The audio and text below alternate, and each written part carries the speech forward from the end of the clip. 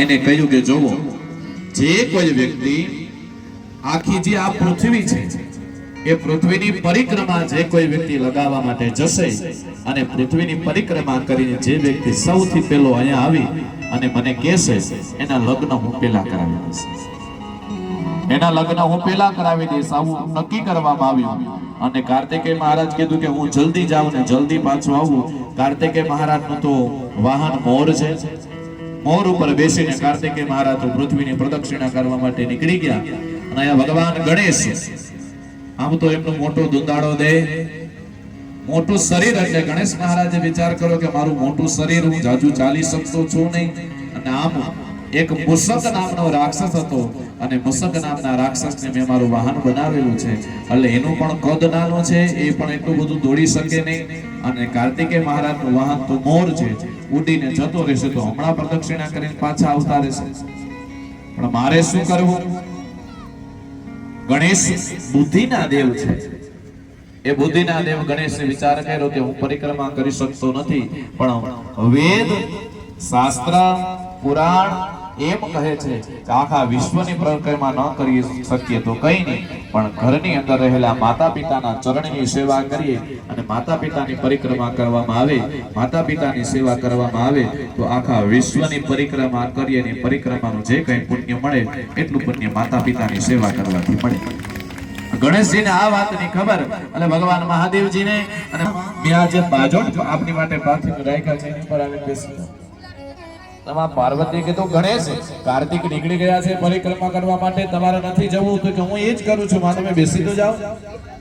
એટલે માં પાર્વતી ને ભગવાન શંકર આસન લગાડીને બેસી ગયા અને ગણપતિ મહારાજે 7 પરિક્રમા એમના માતા પિતા ભગવાન શંકર અને પાર્વતીની કરી છે. 7 પરિક્રમા કરી, 7 પરિક્રમા કરીને પરમાત્માના ચરણોમાં દંડવત વંદન કર્યા અને વંદન કરીને કીધું કે મારી પરિક્રમા થઈ ગઈ. એટલે ભગવાન શંકરે કહ્યું કે આમ થોડું ચાલે, અમને બેસાડીને તમે પરિક્રમા કરી લો અને કાર્તિકેય તો પરિક્રમા કરવા માટે નીકળી ગયા છે. ગણેશ આમ ન ચાલે, તમારે પરિક્રમા કરવા માટે આખી પૃથ્વીની પરિક્રમા કરવી પડે, તો આ પરિક્રમા તમારે માન્ય નથી. ત્યારે બુદ્ધિના દેવ છે ને ગણેશ, એટલે ગણપતિ મહારાજે કીધું કે જો પિતાશ્રી મારી વાતને બરાબર સાંભળો. ધર્મશાસ્ત્ર વેદ પુરાણ એ બધાના આપ જ્ઞાતા છો, આપના દ્વારા જ એનું ઉદ્ભવ થયેલું છે, આપના દ્વારા જ બધું પ્રગટેલું છે. એ વેદની અંદર, એ ધર્મશાસ્ત્રમાં, એ પુરાણોમાં આપે જ લખ્યું છે કે જે કોઈ વ્યક્તિ પોતાના માતા પિતાની સેવા કરે છે, માતા પિતાની સેવા કરે તો માતા પિતાની સેવા કરવાથી આખા વિશ્વની પરિક્રમાનું પુણ્ય એમને પ્રાપ્ત થાય છે. આ વેદમાં લખેલું છે. હવે કાં તો તમે એમ કહો કે વેદ ખોટા છે તો હું પરિક્રમા કરવા માટે નીકળી જાઉં, અને કાં પછી મારો સ્વીકાર કરી લો કે મેં પરિક્રમા કરી, વાત તમે માની. 2 રસ્તાઓ મેં તમને આપી દીધા પ્રભુ, કે કાં તમે એવી જાહેરાત કરી દો કે વેદમાં જે લખેલું છે બધું ખોટું છે તો હું પરિક્રમા કરવા માટે જાઉં, અને કાં તમે મારો સ્વીકાર કરી લો કે મેં પરિક્રમા કરી છે, સાચી કરી છે.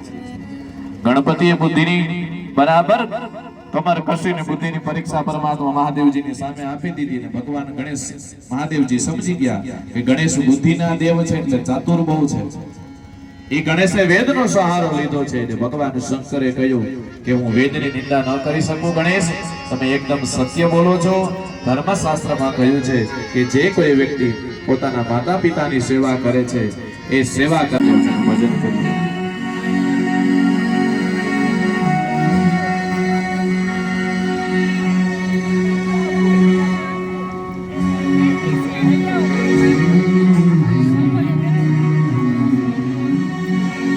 वाला दे शिव मन वाला